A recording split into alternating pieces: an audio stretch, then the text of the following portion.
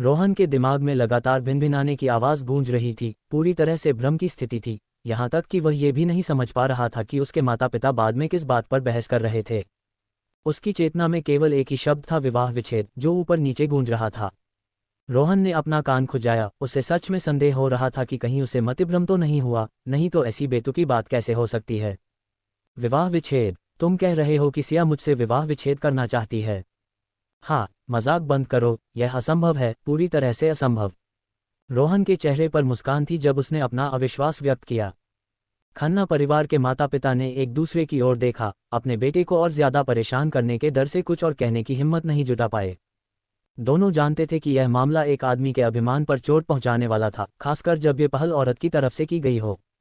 श्रीमती खन्ना सावधानी से रोहन के पास पहुंची और फुसफुसाकर बोली, बेटा तुम ठीक हो? चिंता मत करो, तुम्हारे पिताजी और मैं सिया को ऐसा करने के लिए सहमत नहीं होंगे। श्रीमान खन्ना ने भी अपना पहले का उग्र व्यवहार खो दिया था, वे बहुत शांत हो गए थे, हालांकि उनकी आंखों में रोहन के प्रति अभी भी असंतोष था। तुम्हारी माँ ने जो कहा वह सही है, हम सहमत नहीं होंगे। सूद परिवार भी शायद सहमत नहीं होगा। मुझे लगता है कि यह सिया का अपना फैसला है। तुम बाद में जाकर अपने ससुराल वालों से माफ़ी मांगो, एक उचित सच्ची माफ़ी मांगो, और वे तुम्हारी मदद करेंगे। एक बार जब उनका गुस्सा ठंडा हो गया तो श्रीमान खन्ना ने स्थिति के लिए तुरंत कई रणनीतियां सोच लीं। सिया, वह अचानक मुझसे विवाह विच्छेद क्यों करना चाहेगी? आज सुबह ही हम ठीक थे। रोहन अभी भी पूरी तरह से चकित था, लेकिन उसके मन में एक स्पष्ट संदेह था। वह हमेशा बहुत सावधान रहा था और पिछली रात तक लता से एक निश्चित दूरी बनाए रखी थी। बस पिछली रात आत्मसंयम की कमी ने उसे खुद को रोक पाने में असमर्थ बना दिया था, और अब पछतावे के लिए बहुत देर हो चुकी थी। उसने सब कुछ सोच लिया था, आज से वह पिछली रात को एक दुर्घटना मानकर चलेगा। उसे विश्वास था कि लता समझ जाएगी। क्या ऐसा हो सकता है सिया को इतनी जल्दी पता चल गया? या क्या वह असल में हर समय उस पर नज़र रख रही थी? एक पल के लिए रोहन के दिमाग में कई विचार दौड़ गए, विभिन्न अटकलें और अशांत भावनाएं उमड़ पड़ीं, जो अपने साथ अप्रसन्नता और शर्मिंदगी का मिश्रण लेकर आईं। अगर तुम दोनों हमेशा ठीक थे तो सिया विवाह विच्छेद क्यों चाहेगी? और क्या तुम ये कह रहे हो कि तुम अपनी करतूतों को ठीक से छिपा भी नहीं सकते? क्या वे तस्वीरें और चलचित्र जो सिया ने हमारे सामने फेंके सब मनगढ़ंत हैं? क्या तुम मुझे बता रहे हो कि दफ्तर से तुम्हारी उस महिला सहकर्मी लता के साथ कुछ भी नहीं चल रहा है?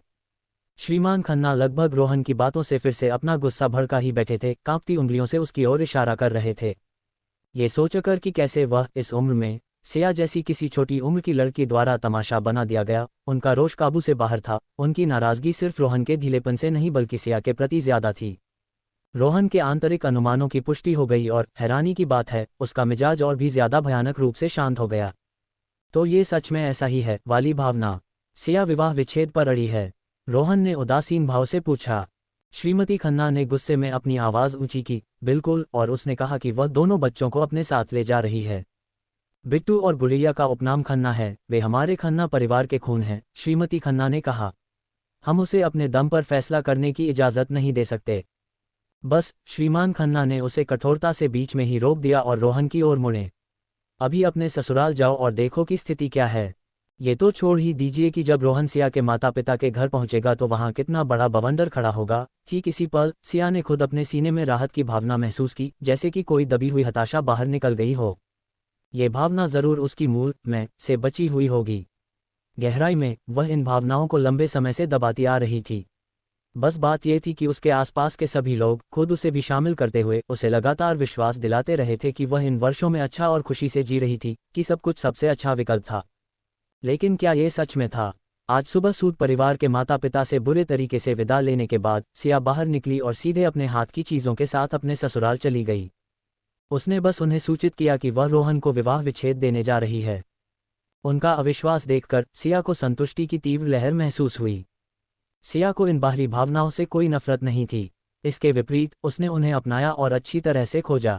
इन भावनाओं पर विचार करने के बाद उसने निष्कर्ष निकाला कि उसकी आत्मिक शक्ति बहुत कमज़ोर थी, क्योंकि उसकी मूल मैं की जरा सी भी तीव्र भावना उसमें सहानुभूति पैदा कर सकती थी। हालांकि उसे यह प्रतिक्रिया नापसंद नहीं थी, लेकिन वह भविष्य में निष्क्रिय भी नहीं रहना चाहती थी। हालांकि अभी के लिए इस मुद्दे से निपटने का कोई बेहतर तरीका नहीं था। कुछ सोचने के बाद सिया ने इस समस्या को जाने देने का फैसला किया। सिया ने सुबह अपने माता पिता को विवाह विच्छेद के अपने फैसले के बारे में नहीं बताया था। हालांकि ये देखते हुए कि सूद और खन्ना परिवार एक दूसरे के बगल में रहते थे, उसके अपने माता पिता को पता चलने में ज्यादा समय नहीं लगना था। वास्तव में खबर उसकी अपेक्षा से भी ज्यादा तेजी से फैली। उसने बस यह विचार मन में लाया ही था कि उसका दूरभाष बुलावों से फटने लगा। उसके माता पिता से, उसके सास ससुर से और कुछ रोहन से। सिया ने होंठ सिकोड़े और उनमें से एक भी नहीं उठाया। उसने घंटी की ध्वनि बंद कर दी और दूरभाष को लगातार बजने दिया। फिर उसने अपनी गाड़ी घुमाई और सीधे शहर के सबसे अच्छे विधिक संस्थान की ओर चल दी। वह संस्थान कथित तौर पर विवाह विच्छेद के मामलों को संभालने के लिए प्रसिद्ध था। पूरी तरह से तैयार होकर सिया ने सोचा कि सूद और खन्ना परिवारों की जिद से निपटने के लिए ये सबसे अच्छा रहेगा। उसे निर्णायक रूप से कार्य करने की जरूरत थी, जिसकी शुरुआत रोहन से होती। उसे 90% विश्वास था कि रोहन उसके प्रस्ताव पर सहमत हो जाएगा। जैसा कि सिया ने उम्मीद की थी, जब वह एक अधिवक्ता के साथ घर लौटी तो रोहन पहले से ही बैठक कक्ष के सोफे पर चुपचाप बैठा उसका इंतजार कर रहा था। कमरे में धुआं फैला हुआ था और उसके सामने का राखपात्र बुझी हुई धूम्रपान दंडिकाओं से भरा हुआ था। तुम वापस आ गईं। हाँ, यह मेरे अधिवक्ता हैं। वह शीघ्र ही आपसे मामलों पर चर्चा करेंगे। उनकी बातचीत असामान्य रूप से शांत थी, जैसे कि वे चर्चा कर रहे हों कि रात के खाने में क्या खाना है। रोहन ने लंबे समय तक कुछ नहीं कहा और वह स्वर्ण पदक विजेता अधिवक्ता शांति से मुस्कुराते हुए धैर्यपूर्वक एक तरफ इंतजार करता रहा। जब सिया कपड़े बदलकर बाहर आई तो रोहन ने आखिरकार भवें सिकुड़ी और नाखुशी से कहा, क्या तुम्हें बीते समय का कोई लिहाज नहीं है? क्या तुम सच में हमारे इतने सालों के रिश्ते को छोड़ सकती हो? रोहन का लहजा इतना पक्का था कि इसने सिया को विशेष रूप से नाराज कर दिया। वह बेहद आश्वस्त लग रहा था, आश्वस्त था कि सिया गुस्से में होने के कारण जल्दबाजी में काम कर रही थी। मेरे और लता के बीच जो हुआ वह एक दुर्घटना थी, सिया ने उपहास किया। रोहन के अधूरे वाक्य को बीच में ही काट दिया।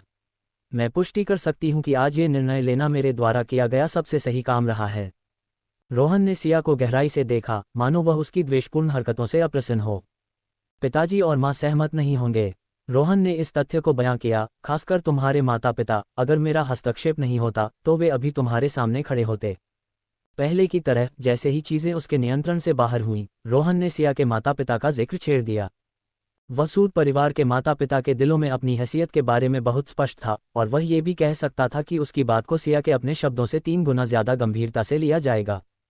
हालांकि वह ये भूल गया लगता था कि सिया की सभी मौजूदा हरकतें ये दर्शाती थीं कि वह एक स्वतंत्र व्यक्ति थी। किसी को भी उसके स्वतंत्र विचारों को प्रभावित करने की उम्मीद नहीं करनी चाहिए, यहाँ तक कि उसके अपने सगे माता पिता को भी नहीं। तो मैं सच में इसकी सराहना करती हूँ, लेकिन मैं उन्हें खुद समझा दूंगी। अभी के लिए तुम्हें बस इस समझौते पर हस्ताक्षर करने की जरूरत है। सिया रोहन की बातों से जरा भी प्रभावित नहीं हुई और हल्की विनम्र मुस्कान के साथ उसने अधिवक्ता से तैयार किया गया विवाह विच्छेद समझौता लिया और उसे रोहन को थमा दिया। रोहन ने अपनी पत्नी को देखा, जो उसे एक अजनबी की तरह लग रही थी। उसे एहसास हुआ कि वह उस औरत से बहुत अलग थी जिसे वह याद करता था। क्या तुम इस पर फिर से विचार नहीं करोगी? क्या तुम्हें बिट्टू और गुड़िया का ख्याल नहीं है? रोहन विवाह विच्छेद के लिए अनिच्छुक था। एक सफल संभ्रांत व्यक्ति के रूप में सार्वजनिक रूप से अधिक विश्वास हासिल करने के लिए एक सामंजस्यपूर्ण पारिवारिक दिखावा बनाए रखना महत्वपूर्ण था। इसके अलावा विभिन्न कारकों पर विचार करते हुए उसे लगा कि विवाह विच्छेद उन दोनों के लिए फायदेमंद होने से ज्यादा हानिकारक था, लेकिन वह समझ नहीं पा रहा था कि सिया इस बार इतनी दृढ़ क्यों थी।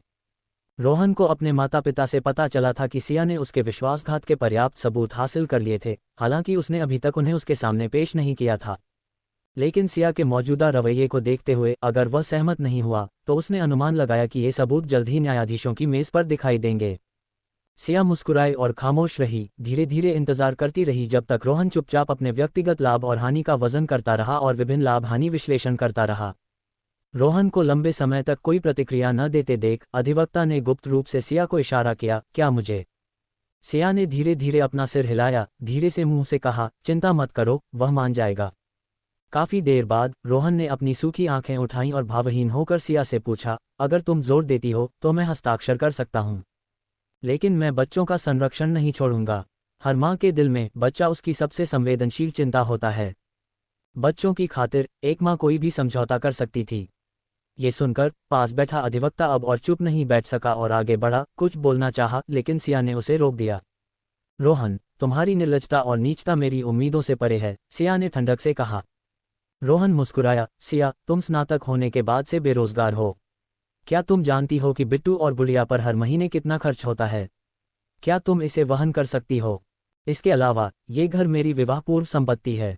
विवाह विच्छेद के बाद तुम्हारे और दोनों बच्चों के पास रहने के लिए जगह भी नहीं होगी, और तो और तुम्हारे माता पिता भी तुम्हारे फैसले का समर्थन नहीं करते।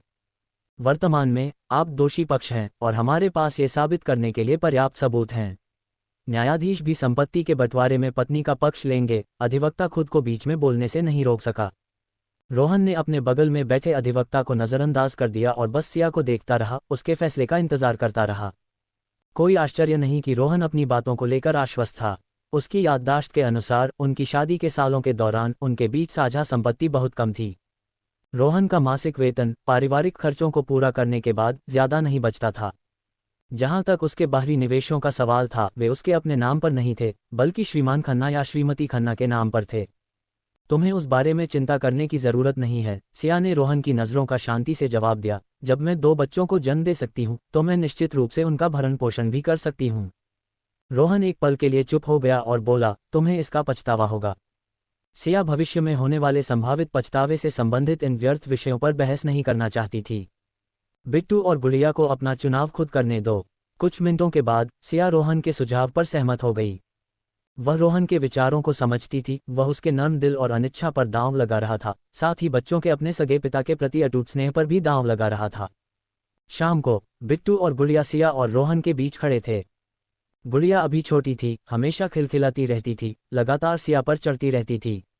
उसके लिए रोहन केवल पिताजी की अवधारणा का प्रतिनिधित्व करता था और उसका कोई व्यवहारिक महत्व नहीं था। सिया ने बस एक सवाल पूछा और गुड़िया ने खुशी से कहा, माँ के साथ, माँ के साथ। ये देखकर बिट्टू ने पास खड़े अपने पिता की ओर, फिर अपनी माँ की ओर देखा और धीरे धीरे अपना सिर झुका लिया और आंसू बहने लगे। मुझे पिताजी और माँ एक साथ चाहिए। उस दोपहर उसके दादा दादी बाल विहार आए थे और उसे बताया था कि अगर वह अपनी माँ के साथ गया तो वह अपने पिताजी या दादा दादी को फिर कभी नहीं देख पाएगा। वह बस बिना पिता का बच्चा रह जाएगा और दूसरे उसे परेशान करेंगे। लेकिन अगर वह अपने पिताजी के साथ गया तो उसकी माँ भी रुक जाएंगी। बिट्टू को याद था कि उसके दादा दादी ने उसे उस दोपहर क्या बताया था। वह ऐसा बच्चा नहीं बनना चाहता था जिसे परेशान किया जाए। जब सिया ने बिट्टू से यह सुना तो उसका दिल खट्टा हो गया, लेकिन फिर भी उसने धैर्यपूर्वक कहा, पिताजी और माँ तुम्हें तब भी प्यार करेंगे, तुम्हारी जिंदगी में कुछ भी नहीं बदलेगा। बस फर्क इतना है कि माँ तुम्हारे पिताजी के साथ नहीं रहेंगी। बिट्टू, रोहन, जो ये सब तीव्रता से और खामोशी से देख रहा था, जानता था कि उसके माता पिता उस दोपहर बाल विहार और प्रारंभिक शिक्षा केंद्र गए थे। यहाँ तक कि वह ये भी जानता था कि उसने ही इस स्थिति को उकसाया था। मैं पिताजी के साथ हूँ, बिट्टू ने धीमी आवाज में कहा, फिर अपना आंसुओं से भीगा चेहरा उठाया, आशा से अपनी माँ की ओर देख रहा था। ऐसा करने से माँ भी रुक जाएंगी। सिया, बिट्टू की बचकानी बातों से निराश होकर अपनी आवाज नरम की और पूछा, क्या माँ के साथ रहना अच्छा नहीं है? बिट्टू ने जोर से अपना सिर हिलाया। माँ, क्या आप बिट्टू के साथ रह सकती हैं? और पिताजी के साथ भी? रोहन के आश्चर्य के विपरीत सिया ने बिट्टू के सिर पर हाथ फेरा, खड़ी हुई और कहा, मुझे माफ कर दो बिट्टू, माँ अब तुम्हारे पिताजी के साथ नहीं रह सकती। अगर तुम्हें माँ की याद आए तो मैं तुम्हें बाद में अपने पास रहने के लिए लेने आऊंगी। उस पल सिया के शब्द निर्णायक थे, जिसने रोहन के लिए बहस करने की कोई गुंजाइश नहीं छोड़ी।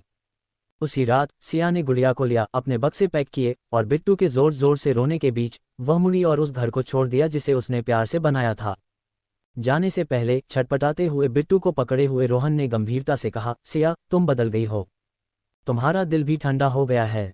देर रात गुड़िया को साथ लिए सिया अपने माता पिता के घर वापस नहीं जा सकती थी और उसने बस एक रात के लिए किसी अतिथि गृह में काम चलाने का इरादा किया था। अप्रत्याशित रूप से जैसे ही उसने अपना सामान अड़ोस पड़ोस के फाटक से बाहर धकेला, वह सीधे करण मेहरा की गाड़ी से टकरा गई। क्या संयोग है, क्या संयोग है? करण सिया की चुपती नजरों के नीचे अपनी गड़ी हुई कहानी जारी नहीं रख सका और अजीब तरह से गाड़ी से बाहर निकला, अपना सिर खुजलाया और धीरे से सफाई दी, मेरा एक दोस्त एक विधिक संस्थान में भागीदार है तो मैं। सिया एक ऐसी मुस्कान के साथ इंतजार कर रही थी जो पूरी तरह से मुस्कान नहीं थी कि करण अपनी सफाई जारी रखे, लेकिन वह बहुत हिचकिचाहट के बाद भी कोई सुसंगत कारण नहीं बता सका। तो तुम जानबूझकर देर रात मुझे रोकने आए थे, ये देखने के लिए कि क्या मुझे किसी मदद की जरूरत है? सिया ने कृपापूर्वक उसके लिए वाक्य पूरा कर दिया।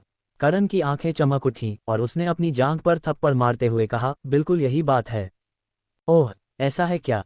हाँ हाँ हाँ, यही बात है। करण इस कारण पर मजबूती से अड़ा रहा और तेजी से एक हाथ से सिया का सामान पकड़ा और दूसरे हाथ से गुड़िया को उठा लिया। उसकी आवाज ऊंची थी लेकिन उसमें अपराधबोध और बमुश्किल छिपता उत्साह झलक रहा था। चलो चलो, आखिर हम पुराने दोस्त हैं, मैं तुम्हें बेघर होते नहीं देख सकता। मेरा यहाँ एक खाली निवास है, एक चाची हर हफ्ते उसकी सफाई करने आती हैं। तुम दोनों बस अपना थैला लेकर वहाँ आ सकती हो, जब तक चाहो रहो, कृपया मेरे साथ कोई औपचारिकता मत करना। सिया ने कुछ नहीं पूछा, वह बहुत अच्छी तरह जानती थी कि दोस्ती का झंडा लहराने वाला यह आदमी शायद उसके विवाह विच्छेद के विवरणों के बारे में खुद उससे ज्यादा स्पष्ट समझ रखता था। इसकी मंशा तो जग जाहिर है। अंत में करण के बार बार मनाने का सामना न कर पाने पर सिया गुड़िया के साथ रात बिताने के लिए उसके निवास पर चली गई। अगले दिन क्या करना है, ये तय करने की योजना बनाते हुए करण एक ऐसे प्लास्टर की तरह था जो एक बार चिपक जाए तो उतरता नहीं। वह पहले कुछ संयमित रहा था, पूरा सलीकेदार, लेकिन अब सिया को फिर से अकेला देखकर उसके छिपे हुए विचारों को अब छिपाने की जरूरत महसूस नहीं होती थी, क्योंकि वह बेहद ध्यान रखने वाला बन गया था। अगले दिन भोर हुई और सुबह की हवा अभी भी नम थी। पक्षियों और कीटों की आवाजें धीरे धीरे बढ़ रही थीं। शहर धीरे धीरे जाग रहा था। यह एक और खूबसूरत नया दिन होने वाला था। लेकिन रोहन ऐसा नहीं सोचता था। उसे केवल यह महसूस हो रहा था कि यह उसके 30 से अधिक वर्षों के जीवन का सबसे बुरा, बिल्कुल सबसे बुरा दिन था। एक बच्चे के लगातार रोने की आवाज़, रसोई से आती खटपट और बर्तनों की घबराहट भरी आवाज़ों के साथ मिलकर रोहन को ऐसा महसूस करा रही थी जैसे उसका सिर फटने वाला हो। ये कई रातों की नींद हराम कर देने वाली व्यस्तता से भी ज्यादा थका देने वाला था। पिताजी, मुझे बहुत भूख लगी है, बहुत भूख लगी है। बिट्टू सूजी हुई आंखों से दयनीयता से अपने गुड़गुड़ाते छोटे पेट को पकड़े हुए बहुत व्यथित महसूस कर रहा था। रसोई का बंद दरवाज़ा देखकर और कोई जवाब न पाकर वह केवल पंजों के बल खड़ा हो सका। खुद से ऊंची ताक पर रखे बिस्कुट के डिब्बे तक पहुंचने की कोशिश कर रहा था जब उसने गलती से अपने बगल में रखे एक कांच के मर्तबान को गिरा दिया। क्रैश की जोरदार आवाज के साथ वह फर्श पर बिखर गया। कांच के बिखरे हुए टुकड़ों ने उस छोटे लड़के को डरा दिया और कड़वाहट और डर ने उसके कोमल दिल को बिना रुके भर दिया। बिट्टू वहां करके फूट फूट कर रो पड़ा। रोहन की तरफ अभी भी अराजकता में वे दुबली उंगलियां जो आमतौर पर कलम पकड़ने की आदी थीं, अब छलकते तेल से कई छोटे छोटे छालों से भर गई थीं। जले हुए अंडों से झुलसने की गंध आ रही थी और जले हुए टोस्ट जिन्होंने अपने मूल रूप की सारी पहचान खो दी थी। ये सब लगातार रोहन की हताशा की भावना को बढ़ा रहा था। बाहर की जोरदार खटपट और बिट्टू के रोने की आवाज ने रोहन का दिल दहला दिया और अस्त व्यस्त रसोई को समेटने का इंतजार किए बिना वह बाहर भागा। बिट्टू, तुम ठीक हो? तुम्हें चोट तो नहीं लगी? बिट्टू अपने पिताजी को देखते ही होंठ सिकोड़कर और भी जोर जोर से रोने लगा, सिसकियां भरते और हाँफते हुए। उसके चेहरे पर आरोप का भाव था। मुझे मुझे मुझे माँ चाहिए, मुझे माँ चाहिए। रोहन का दिल बैठ गया। उसने अपना दूरभाष निकाला, फिर उसे नीचे रख दिया। ऐसा कई बार दोहराया, लेकिन अंत में उसने वह जाना पहचाना अंक नहीं मिलाया। अपने बेटे को इतनी जोर से रोते हुए देखकर कि उसका पूरा शरीर कांप रहा था और रुक नहीं पा रहा था, रोहन ने असहाय और पराजित महसूस किया। अंत में वह केवल उसे दिलासा दे सका, चिंता मत करो, माँ और तुम्हारी बहन बस कुछ दिनों के लिए बाहर रह रहे हैं। एक बार जब उनका गुस्सा शांत हो जाएगा तो वे वापस आ जाएंगे। सच में, सच में। बिट्टू ने स्पष्ट रूप से इन शब्दों को ग्रहण कर लिया और तुरंत उसका रोना कम हो गया। ये सच है, तुम निश्चिंत रह सकते हो। अप्रत्याशित विवाह विच्छेद ने रोहन की मूल योजनाओं को अस्त व्यस्त कर दिया था। अभी के लिए वह केवल बिट्टू को ही संभाल सकता था और जहां तक उसे मुंबई ले जाने की बात थी, वह विचार शायद संभव नहीं होगा। जब तक रोहन ने सब कुछ सुलझाया और दफ्तर पहुंचा, तब तक काम शुरू होने का समय काफी बीत चुका था। उपाध्यक्ष रोहन, जो अपने काम के प्रति जुनूनी होने के लिए जाने जाते थे, पहली बार देर से आए थे और वह अपने सामान्य साफ सुथरे और ऊर्जावान रूप में नहीं थे। उनकी सिलवटों वाली सफ़ेद कमीज, थोड़े बिखरे हुए बाल और सुस्त भावहीन आंखें। भले ही उन्होंने अभी भी एक सख्त आचरण बनाए रखा था, लेकिन सामान्य से उनके विशिष्ट रूप ने उनके आसपास के लोगों को हैरान कर दिया। लता, जो दरवाजे पर नजर गड़ाए हुई थी, जैसे ही रोहन अंदर आया उसने उसे देख लिया। वह चिंता से मरी जा रही थी। भले ही उसने बाहरी तौर पर दावा किया था कि अब से उनका रिश्ता पूरी तरह से अधिकारी और अधीनस्थ का होगा, लेकिन गहराई में वह महसूस करती थी कि उसके साथ उसका संबंध दूसरों से अलग था। आखिरकार उनके करीबी मुलाकातों के निशान झूठे नहीं हो सकते थे, क्या वे? दूसरों के विपरीत, जो केवल एक पल के लिए उसकी पीठ पीछे कानाफूसी करते थे, लता बिना किसी दिखावे के सीधे उसके पास पहुंची। उसका चेहरा चिंता से भरा हुआ था। साहब, आप ठीक हैं? रोहन, उसकी आवाज़ सुनकर लता के मासूम चेहरे पर नजर डाली, लेकिन अप्रत्याशित रूप से उसने उसे तीखी नजरों से घूरा। रोहन ने स्वीकार किया, उस पल वह अपना गुस्सा उस पर निकाल रहा था। भले ही वह जानता था कि उसे ऐसा नहीं करना चाहिए। लता के अविश्वास भरे भाव ने रोहन को थोड़ा पछतावा महसूस कराया, लेकिन अभी उसे बाहर निकालने के लिए एक माध्यम की सख्त जरूरत थी। हे, खुद को बहुत खास समझती है। एक महिला सहकर्मी, जिसकी लता से हमेशा अनबन रहती थी, अपनी हंसी नहीं रोक पाए। लता ने उस सहकर्मी पर, जिसने अभी अभी बोला था, एक कठोर नज़र डाली, फिर मुड़ी और शौचालय की ओर भाग गई। दूसरी ओर सिया गुड़िया के साथ विशेष रूप से तनावमुक्त और आरामदायक समय का आनंद ले रही थी। माँ और बेटी खिलखिला रही थीं और खेल रही थीं, छोटी लड़की को पूरी तरह से तैयार कर रही थीं और बाहर जाने के लिए तैयार थीं। तभी ठीक समय पर दरवाजे की घंटी बजी। दरवाज़ा खोलने पर गुड़िया की आंखें एक मुस्कान के साथ चमक उठीं और उसने खुद को बाहर खड़े आदमी की बाहों में फेंक दिया। पापा करण। करण भी गुड़िया को अपनी बाहों में उठाकर बहुत खुश हुआ। उसने एक हाथ से गर्मागर्म नाश्ता सिया को थमाया। मेरे रसोइये ने इसे बनाया है, तुम्हारे और गुड़िया के लिए नाश्ता तैयार किया है। देखो कि यह तुम्हारे स्वाद के अनुरूप है या नहीं। सिया करण को अंदर आने देने के लिए एक तरफ हट गई और जब तक उसने नाश्ते की सभी चीज़ें खाने की मेज़ पर रखी, उसने ऊपर देखा तो पाया कि करण ने पहले ही गुड़िया को उसकी ऊंची कुर्सी पर सावधानी से बिठा दिया था और उसके गले में एक बिब बांध दिया था। सिया कुछ पल करण को घूरती रही, भावनाओं की एक लहर महसूस कर रही थी। समय के साथ वह लापरवाह युवक जो दुनिया में सबसे अच्छा होने का भाव रखता था, वह भी आज जैसा है वैसा बन गया था। तुम एक अविवाहित पुरुष जिसके बच्चे नहीं हैं, तुमने ये बच्चों की कुर्सी और बच्चों का सामान क्यों तैयार रखा है? सिया अभी भी अनजान थी और उसे नहीं पता था कि करण ने ये सब कहाँ से ढूंढ निकाला था। आहुम एक दोस्त यहाँ छोड़ गया था। करण ने अपनी नज़रें चुराईं और हकलाया। सिया को तुरंत लगा कि वह मूर्ख बन रही है। ये स्पष्ट था कि करण ने ये सब पहले से तैयार किया था। सिया को कुछ देर चुप देखकर करण बेचैन हो गया। उसका दिमाग तेजी से दौड़ा। उसने खेद के साथ जल्दी से समझाने की कोशिश की, ये सब नया है, इन्हें पहले कभी इस्तेमाल नहीं किया गया। उसे डर था कि सिया गलत समझ लेगी और सोचेगी कि गुड़िया के लिए ये सामान पहले इस्तेमाल किया हुआ है, जिससे वह असहज महसूस करेगी। सिया अपनी हंसी नहीं रोक सकी। वह एक बात समझ गई थी, करण एक बड़े अंतर्राष्ट्रीय समूह का मुख्य अधिकारी बनकर देश लौटा था। नियुक्ति होते ही उसने बेरहमी से लोगों के एक समूह को वश में कर लिया था और समूह का पूरा नियंत्रण अपने हाथों में ले लिया था। इतना दृढ़ निश्चयी आदमी इस पल इतना चिंतित और असुरक्षित क्यों दिख रहा था? सच में प्यार इंसान को अंधा बना देता है। सिया की ऐसी सच्ची भावनाओं का जवाब देने की कोई योजना नहीं थी। उसे लगा कि उसे सब कुछ स्पष्ट कर देना जरूरी और उसका कर्तव्य है। अगर यह उसके पिछले जीवन वाली मैं होती तो शायद वह धीरे धीरे करण से प्रभावित हो जाती, लेकिन वह वैसी नहीं थी। करण जैसा आदमी उस पल सिया की भावनाओं में आए उतार चढ़ाव को कैसे नहीं देख पाता? और सिया चाहती थी कि वह ध्यान दे, लेकिन इससे पहले कि सिया कुछ और कह पाती, करण मुस्कुराया और उसने बात बदल दी। जल्दी से खाते हैं, गुड़िया भूखी है। माँ, मुझे छोटा भालू वाला पाव और खरगोश के आकार वाला पाव चाहिए। गुड़िया की आंखें चमक रही थीं जब वह खाने की मेज़ पर रखे अनोखे आकार के पकवानों को ध्यान से देख रही थी। सिया को वह बात अलग रखनी पड़ी जो वह कहना चाहती थी और उसने गुड़िया की देखभाल करने पर ध्यान केंद्रित किया। मैं गुड़िया को खाने में मदद करता हूँ, तुम भी खाओ।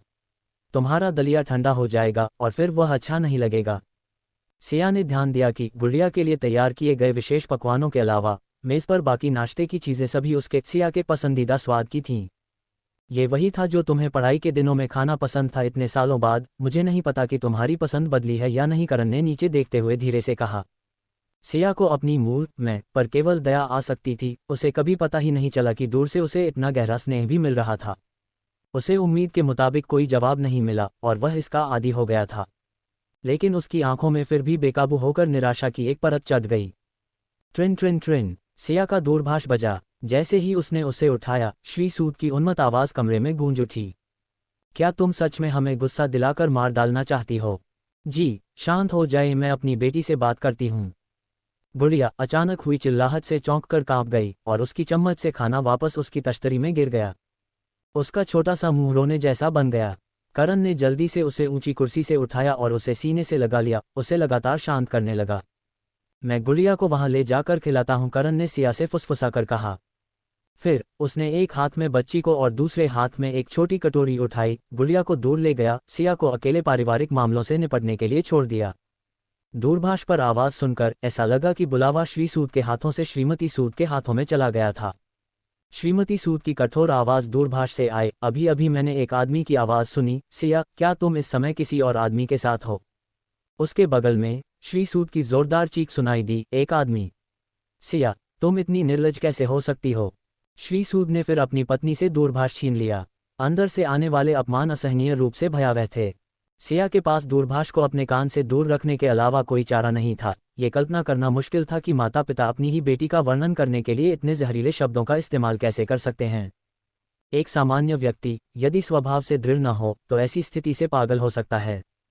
सिया का भाव ठंडा पड़ता गया। सूद परिवार के माता पिता बार बार उसकी सीमाओं को लांघ रहे थे। इसमें कोई आश्चर्य नहीं कि मूल मेजबान की इच्छाओं में एक बार भी उसके अपने माता पिता का जिक्र नहीं था। अपनों द्वारा दी गई पीड़ा ही सबसे गहरी होती है। दूरभाष के दूसरी तरफ ये देखकर कि लाइन पर मौजूद व्यक्ति उनके कितना भी कोसने या डांटने पर खामोश रहा, जरा भी प्रतिक्रिया नहीं हुई। सिया से अपेक्षित गिड़गिड़ाने वाले समझौते नहीं आए, जैसा कि सूद परिवार के माता पिता ने उम्मीद की थी। केवल तार रहित जुड़ाव के माध्यम से एक खामोश ठंडा मिजाज बना रहा। श्रीमती सूद अपने दिल में एक स्पष्ट चिंता महसूस कर रही थीं। अपनी बेटी की हाल की विद्रोही प्रतिक्रियाओं को याद करते हुए अपने गहरे असंतोष को दबाया और अपनी आवाज को नरम करने की कोशिश की। पूछा, सिया, क्या तुम उस आदमी की वजह से विवाह विच्छेद पर जोर दे रही हो जिसे हमने अभी सुना? सूद परिवार के माता पिता के मनमाने और अपमानजनक अनुमानों ने सिया के दिल में उनके प्रति बची खुची गर्मजोशी के आखिरी कतरे को भी पहुंच दिया। क्यों? सिया ने शांति से पूछा। क्या आप दोनों अच्छी तरह जानते हैं कि मैं विवाह विच्छेद क्यों ले रही हूं? तो गलती करने वाले के बजाय मुझे अपनी ही बेटी को दोष क्यों दे रहे हैं? हर माता पिता में स्वाभाविक रूप से अपनी संतान की रक्षा करने की प्रवृत्ति होती है, लेकिन ऐसा लगता है कि मैंने आप में वह कभी नहीं देखी। सिया ने धीरे धीरे और जानबूझकर बोला, मानो वह अपने आसपास की उथल पुथल से अप्रभावित हो। श्रीमती सूद के पास कहने को शब्द नहीं थे। सिया की बातों से शर्मिंदा होकर चुप हो गईं। फिर भी एक बड़ी होने के दंभ ने उन्हें यह मानने से रोक दिया कि वह गलत थी। इसके बजाय उन्हें लगा कि यह उनकी बेटी थी जो अवज्ञाकारी और उनका अनादर कर रही थी। रोहन ने सिर्फ एक बार गलती की है, अगर वह सुधर जाता है तो ठीक है, इतना छोटे दिल का क्यों होना? ये देखकर कि सिया टस से मज नहीं हुई, श्रीमती सूद के पास कोई चारा नहीं बचा। अगर और कुछ नहीं है तो मैं रख रही हूं, सिया ने कहा। उसके सब्र का बांध टूट गया था।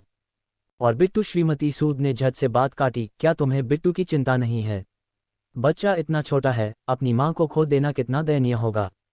आज सुबह उसे सूजी हुई आंखों के साथ उसके दादा दादी के घर भेजा गया। मैंने यह नहीं कहा कि मैं उसे नहीं चाहती। ये रोहन है जो उसे मुझे नहीं देगा, नहीं तो वह बस विवाह विच्छेद को खींचता रहेगा।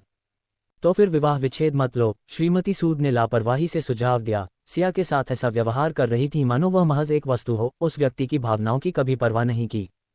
ये सब उनकी अपनी धारणाएं थीं, लेकिन मुझे रोहन घिनौना लगता है। मैं उसे एक पल के लिए भी बर्दाश्त नहीं कर सकती।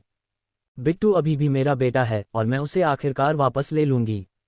असल में ऐसा नहीं था कि सिया को बिट्टू के लिए दिल में दर्द नहीं होता था या वह अंदर से पीड़ित नहीं थी। बस ये था कि उसके पास सबकी खुशी सुनिश्चित करने का कोई बेहतर तरीका नहीं था और उसे एक अस्थायी बलिदान देना पड़ा। ये देखकर कि वे सिया को किसी भी तरह नहीं मना सकते और रोहन का उनकी बेटी से विवाह विच्छेद पहले ही तय हो चुका था। सूद परिवार के माता पिता केवल एक कठोर अंतिम चेतावनी ही दे सके, अगर तुम सलाह नहीं मानोगी तो हमें माँ और पिताजी मत कहना। जी श्री सूद, अब हम क्या करें? मुझे डर है कि खन्ना दंपत्ति अब हमसे बहुत नफरत करते होंगे। दूरभाष काटने के बाद श्रीमती सूद ने चिंता जताते हुए श्री सूद से कहा, आपने उसे देखा नहीं? आज सुबह जब खन्ना परिवार की बहू श्रीमती खन्ना ने मुझे देखा तो उसकी आंखें चढ़ी हुई थीं, नाक भान सिकुड़े हुए थी। मैं बस अपने पोते बिट्टू से बात करना चाहती थी और उसने मुझे करने नहीं दिया। बस यही कहती रही कि यह उनके खन्ना परिवार का पोता है। ये बात मुझे खाए जा रही है। इतने सालों के पड़ोस के रिश्ते उन दोनों जवानों ने बस बर्बाद कर दिए। श्री सूद बेचैनी से अपनी धूम्रपान दंडिका का कश लेते रहे और एक लंबी चुप्पी के बाद उनकी आवाज में अभी भी गुस्से की बौछार थी, जब उन्होंने निराश फिर भी असहाय होकर कहा, संतान तो बस कर्ज होती है। एक औरत होने के नाते तुम्हें हमेशा थोड़ा सहना ही पड़ता है। बाद में हम जाकर उन्हें फिर से मनाने की कोशिश करेंगे। पता नहीं हाल ही में हमारी बेटी को क्या हो गया है, वह एक भी सलाह नहीं सुनती। वह पहले कितनी आज्ञाकारी थी। माता पिता होते हुए क्या हम उसका बुरा चाहेंगे? क्या सब कुछ उसी के भले के लिए नहीं है? बात करते करते श्रीमती सूद को अचानक एक समस्या का एहसास हुआ। अब जब उनका विवाह विच्छेद हो गया है तो हमारी बेटी गुड़िया के साथ कहाँ रहेगी? करण ने गुड़िया के सामने रखा नाश्ता खत्म करने का इंतजार किया, फिर छोटी लड़की की सफाई की। भोजन कक्ष से आती आवाज़ों को ध्यान से सुनते हुए और ये देखकर कि सब शांत था, वह फिर गुड़िया को अपनी बाहों में लिए मुस्कुराते हुए सिया के सामने आया। गुड़िया, माँ को बताओ, क्या तुम्हारा छोटा पेट भर गया? गुड़िया ने अपनी आंखें सिकुड़ी और खुशी से अपने मोटे हाथों से अपने गोल मटोल छोटे पेट को थपथपाया। मेरा छोटा पेट कह रहा है कि यह पूरा भर गया है। कोई आश्चर्य नहीं कि सब कहते हैं कि बच्चे मरहम लगाने वाले देवदूत होते हैं। बच्ची का प्यारा रूप देखकर सिया ने महसूस किया कि उसके चारों ओर छाई उदासी पूरी तरह से छट गई थी। मेरी नन्ही परी सच में अद्भुत है। करण ने सिया के चेहरे पर आए हर सूक्ष्म भाव को ध्यान से देखा, थोड़ा करीब आया और मानो लापरवाही से पूछा, अगर तुम्हें मदद चाहिए तो बस कह देना। वह रुका, सिया पर एक नज़र डाली और फिर करण ने झिझकते हुए बात जारी रखी, अगर तुम बिट्टू के बिना नहीं रह सकती तो मेरे पास एक तरीका है। ये सुनकर सिया उस पर मुस्कुराई, फिलहाल मुझे बिट्टू के लिए मदद नहीं चाहिए। उसे पूरा विश्वास था कि करण के पास बिट्टू को उसके पास वापस लाने के अनगिनत तरीके होंगे। आखिर उसका असली स्वभाव उतना उज्ज्वल और उत्साही नहीं था जितना वह दिखाता था। सिया करण को और परेशान नहीं करना चाहती थी। सिया का रूखा व्यवहार देखकर करण को और ज्यादा निराशा हुई, जो अब एक आदत बन चुकी थी। उसने मन ही मन खुद का मजाक उड़ाया, अपने दयनीय व्यवहार पर थूका। सिया के निरंतर रवैये से पूरी तरह वाकिफ होने के बावजूद वह बेशर्मी से आगे बढ़ता रहा, जिसे रोका नहीं जा सकता था। करण, ओह करण, तुम इतने निराश क्यों हो? खुद को अंदर ही अंदर कड़ी फटकार लगाने के बाद उसने सिया को जो नजर दी वह अब भी सागर जितनी गहरी थी, लहरों की चमक से झिलमिला रही थी। गुड़िया के साथ थोड़ी देर खेलने के बाद सिया ने अचानक कहा, हालांकि मुझे सच में एक चीज में तुम्हारी मदद चाहिए। करण को लगा जैसे उसे अंधेरे जंगल में एक रोशन रास्ता मिल गया हो, मानो उसमें नई जान आ गई हो। उसने तेजी से जवाब दिया, कोई समस्या नहीं। तुमने अभी तक सुना भी नहीं कि यह क्या है और तुमने पहले ही हाँ कर दी। डर नहीं है, अगर तुम मुझे बेच भी दो तो भी मैं तैयार हूं। लेकिन यह आखिरी हिस्सा करण जोर से कहने की हिम्मत नहीं कर पाया था। सिया मुड़ी और अपने थैले से एक नुस्खा निकाला जिसे उसने पिछली रात लिखा था। यह एक प्राचीन नुस्खा है जो मुझे एक किताब में संयोग से मिला था। तुम जानते हो, सीई समूह के पास कई चिकित्सा अनुसंधान संस्थान हैं और मैं सोच रही थी, क्या तुम इस नुस्खे की जांच करने में मेरी मदद कर सकते हो कि यह किसी काम का है या नहीं। तुम जानते हो, अभी गुड़िया और मैं पूरी तरह से कंगाल हैं, इसलिए मुझे हमें एक सभ्य जीवन प्रदान करने के तरीके सोचने होंगे। करण को बस कड़वाहट महसूस हुई। जिस औरत को वह संजोना और दुलारना चाहता था उसे अब जिंदगी किनारे पर धकेल रही थी। वह वास्तव में जो कहना चाहता था वह था, मैं तुम्हारी देखभाल कर सकता हूं। लेकिन वह ऐसे शब्द कहने की हिम्मत नहीं कर सका। डर था कि अगर उसने ऐसा किया तो दोस्ती का मौका भी हाथ से निकल जाएगा, उसके करीब आने का जरा सा भी अवसर नहीं बचेगा। ये प्राचीन नुस्खा गांठों ट्यूमर के इलाज का एक ऐसा तरीका लगता है जो बाजार में पहले कभी नहीं देखा गया। सामग्री सस्ती है और यह वास्तव में सस्ती स्वास्थ्य सेवा ला सकता है।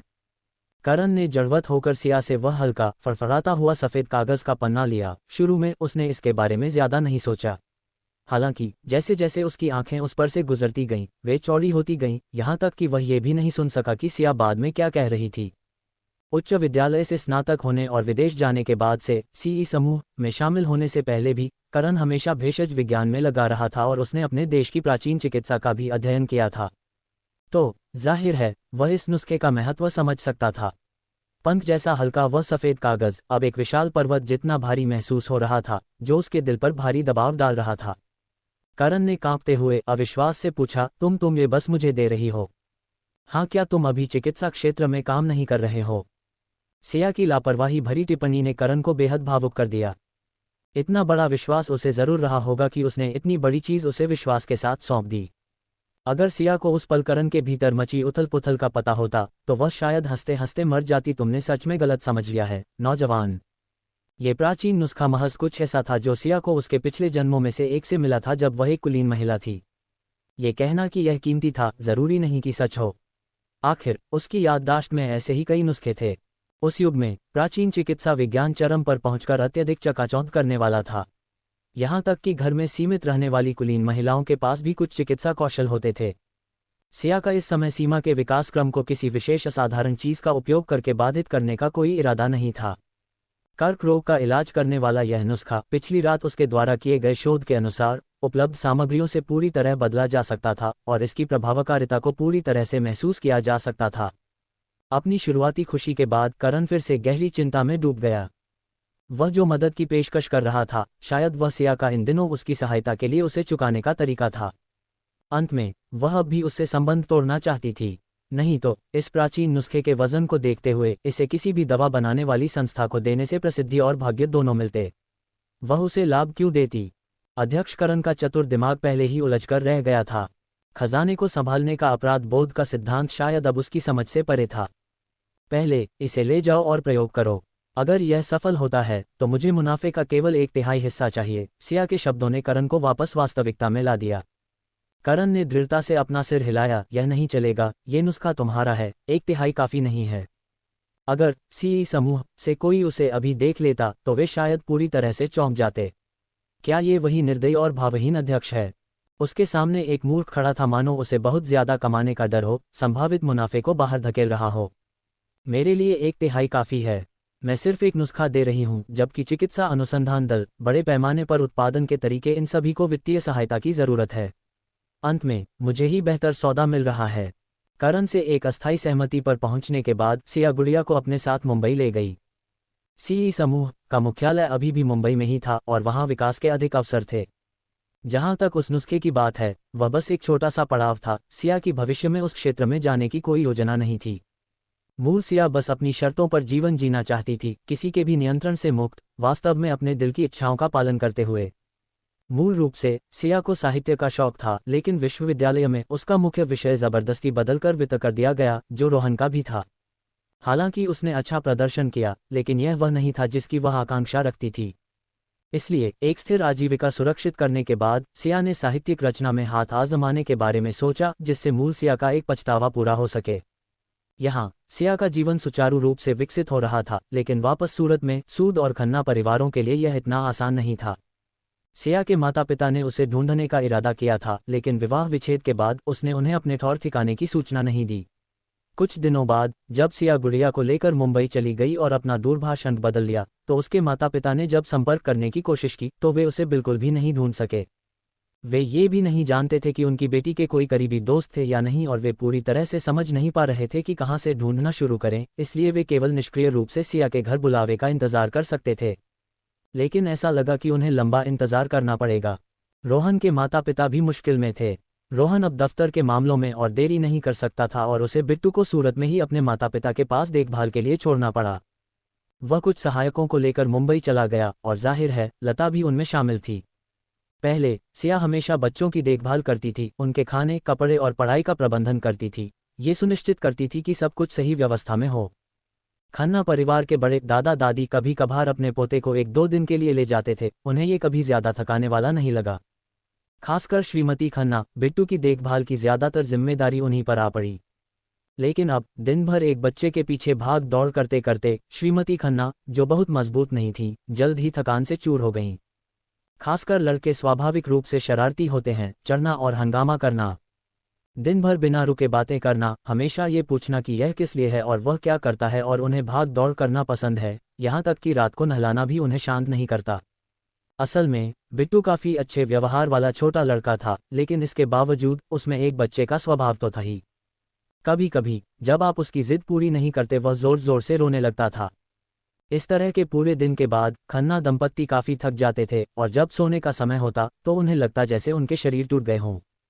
आरामदायक जीवन के आदि उन्हें यह अचानक आया बदलाव सहना मुश्किल लगा और उन्होंने अनिच्छा से अपने बेटे को शिकायत करने के लिए बुलाया। लेकिन रोहन से उन्हें बस यही सुनने को मिला, क्या एक बच्चे की देखभाल करना सच में इतना मुश्किल है?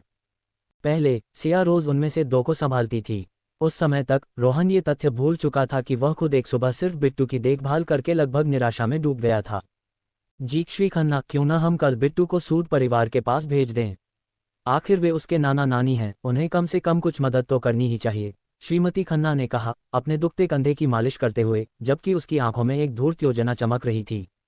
ये सवाल ही नहीं उठता, श्रीमान खन्ना ने तुरंत बिना सोचे समझे मना कर दिया। बिट्टू का उपनाम खन्ना है, उसे सूद परिवार में भेजना यह मर्यादा के खिलाफ है। मुझे परवाह नहीं, अगर हम उसे सूद परिवार नहीं भेज रहे हैं तो कल तुम बिट्टू को संभालो। मैं महिलाओं के साथ सौंदर्य प्रसाधन केंद्र जा रही हूँ। कई दिन हो गए हैं और मेरे चेहरे पर कई और झुर्रियाँ पड़ गई हैं। बकवास, मर्द कब से बच्चों की देखभाल करने लगे? ये औरतों का काम है, श्रीमान खन्ना ने कहा। उनकी अस्वीकृति अटल थी, उन्होंने अपनी पत्नी की जिद पर पलक भी नहीं झपकाए। ठीक है, बक बंद करो, मैं कल बिट्टू पर अतिरिक्त ध्यान दूंगा। ऐसा लगा कि मामला इस तरह सुलझ गया, लेकिन श्रीमती खन्ना अपने असंतोष को दूर नहीं कर सकी। सिया के प्रति उसकी नाराजगी और भी गंभीर होती गई। अगर उसने विवाह विच्छेद की मांग न की होती तो क्या उसे यहाँ ये सब भुगतना पड़ता? बमुश्किल अपने बेटे को पाला था, अब उसे अपने पोते की देखभाल करनी पड़ रही थी। श्रीमती खन्ना जितना सोचती उतना ही गुस्सा होती। वह केवल श्रीमान खन्ना के सामने शिकायत करने से बची रहीं। रोहन को लगा कि सिया से विवाह विच्छेद के बाद से वह जो कुछ भी करता था वह कम सुचारू रूप से होता था। उसका मिजाज हर दिन चिड़चिड़ा रहता था और काम की प्रगति बिल्कुल भी सहज नहीं थी। तथाकथित तितली प्रभाव, एक छोटा सा बदलाव जो महत्वपूर्ण रूप से भिन्न परिणामों की ओर ले जाता है। अपने पिछले जीवन में रोहन पानी में मछली की तरह था, अपने पेशेवर जीवन में तेजी से प्रमुखता प्राप्त कर रहा था। वह और लता और ज्यादा करीब आ गए थे, व्यापार की दुनिया में सुनहरे भागीदार बन गए थे। किसी भी भोज, स्वागत समारोह, कला प्रदर्शनी में लता जो और ज्यादा मुखर होती जा रही थी, वही थी जिसे वह साथ लाता था। लोगों ने केवल लता का नाम सुना था, उन्हें कोई अंदाजा नहीं था कि रोहन की पत्नी कौन थी। लेकिन इस जीवन में सिया का समय पर परिदृश्य से बाहर निकलना ही इतने बड़े बदलाव लाने के लिए काफी था। एक बार जब लता मुंबई पहुंची तो उसे रोहन के विवाह विच्छेद के बारे में जानने में ज्यादा समय नहीं लगा।